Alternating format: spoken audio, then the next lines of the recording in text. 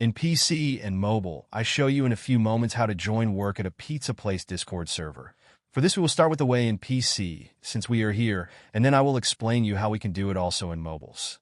To do this, click on the Discover icon that we can see in the lower left corner of our application. Now click on Servers and go to the search box that you will see in the upper right corner and type Pizza Place Community.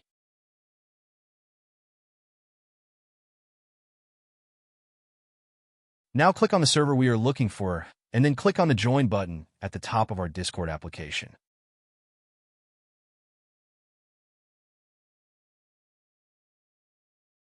Congratulations, you are already inside the Discord server on PC. On mobiles, it is quite likely that you cannot do this same process, as it does not usually show the option to discover. That's why I'll leave a link to access to this server in the description of this video. Simply access the description and click on it, and thereby automatically access the Discord server without doing anything else.